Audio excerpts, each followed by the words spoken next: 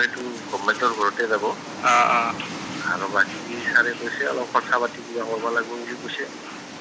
মোৰো অৱস্থা কাহিলে কি ক'ব আৰু চব এখন মই তোমাৰ মানে অন্য একো নহয়, তুমি অন্য মানে যিয়ে প্ৰচেছটো আৰু কোৰ্টত নাযায় আৰু বস্তুটো এতিয়া ধৰা কোৰ্টত যদি কিবা ছাবমিট কৰি দিয়ে বা আছামী পলাতক চলাতক আমাৰ যিটো লিখি দিয়ে ধৰা সেইমতে ৱাৰেণ্ট গেলি আৰু পিছত তোমাৰে য'ত নাই এনে আজি কৰি আহিম। তাৰমানে কথাটো এনেহেন হ'ল গম পাইছা নাই, মই আপোনাক সঁচা কথা কওঁ।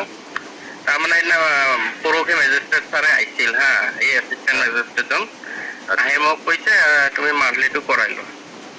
তাৰপিছত মই ক'লো যে ছাৰ মইতো এনেকৈ নেবেচো, তাৰ ৰেষ্টুৰেণ্টখন আছে, মই এথেন ধৰক এই বিয়াৰ কেইটামান ৰাখোঁ আৰু এনে অলপ চলপ এনে কোৱাৰ্টাৰ দুই এটা বেচোঁ। তাৰমানে এটা সেই কিছুমান বাহিৰৰ পাৰ্টি যে আহে খাবা, তাহোন এইটো ওৱান শ্বপত নাপয়।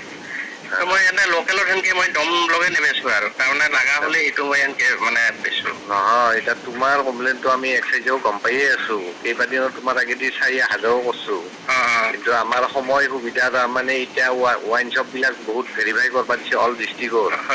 আমি মচলপুৰত একদিন, তামোলপুৰতো একদিন এনেকে কৰি আছো, চালবাৰীত মাজে মাজে গৈ কৰি আছো। টাইম মিলা নাই আমাৰ বাকী ৰেট মাৰাৰ কাৰণে, এই মেজিষ্ট্ৰেট ছাৰৰ কাৰণেহে তাৰমানে আমি তাতে, কিন্তু আমি মেজিষ্ট্ৰেট ছাৰ নহওকে আমি এক্সাইজৰ পেও যাম বুলি মানে ভাবি আছিলো তোমাৰ তাতে। কেতিয়াবাৰ পৰা কমপ্লেইনটো আহিছে, আমিও গম পাই আছো, কিন্তু আমি যাব পৰা নাই কাৰণে তোমাৰ তাতে ৰেট মাৰা নাই। কালি তাৰমানে আৰু একেলগে হৈ গ'ল, ৱাইন শ্বপৰ কাম চাম শেষ কৰি কালি তিনিখনৰ ওপৰত নৰি একদিনত কৰি কিনে লাষ্ট টাইমত তোমাৰ তাতে যোৱা গৈছে। যে নহয় ইজি প্ৰচেছ, এইটো ছাৰেও কৈছে দিছে এইখিনি তুমি কিবা কৰি যাবা আৰু বাকী অলপ খৰচা লাগব বুলি কৈছে আৰু ছাৰে। সেইটো হ'ব দিয়কচোন। আৰু তাৰমানে ময়ো বেকাৰ কি ক'ম চাওক, মই আছো কৰা আছিলো আগতে, আচলতে আঞ্চলিকৰ প্ৰেচিডেণ্ট নহওক পিছত হ'ব বাৰু। তুমি 15 মান কিবা কৰি লৈ আহিবা আৰু ইমান নহ'ব দিয়ক। মই চাওক মোৰো ৱাইফ হ'ল প্ৰেগনেণ্ট, মোৰ ৱাইফটো প্ৰেগনেণ্ট। সেইকাৰণেতো বেছি কোৱা নাই নহয়। চাওক কালি পৰহি মই তাইক লৈ হস্পিটেলৰ পৰা আহিলো, আহি এইটো সপ্তাহতে ডেট দিছে মোৰ ৱাইফৰ। আৰু এইফালে মই তাৰমানে একচুৱেলি সঁচা কথা কওঁ, বিয়াৰ কেইটাই বেচা আছিলো আৰু মই পৰহি কি কৰিলো, এই ওৱাইন শ্বপৰ পৰাই তাহাক কৈয়ে ক'লো বোলে কাৰ্টুন দিয়ক, সেই মানুহ চানুহ আহি আছে পূজাও, সেনেকে কাৰ্টুনটো আনি মই খোলাই নাই, সেই ভাজে আছে ঘৰতে। কি জানা, এতিয়া এই সিদিনা চিমলাগুৰি জীৱন জ্যোতি ধাবাটো এখন আছে, তুমি জানো কিজানি? জানো। তাতে ৰেট মাৰি দিছে। ৰেট মাৰি দিয়াৰ পিছত আমি আছামী লৈছো মেনেজাৰক, মেনেজাৰ মানে মালিকে যাই ভাড়া লৈছে, যাই চলাইছে বৰ্তমান। আনি আমি কোৰ্টত দিব লগা হৈছে এতিয়া।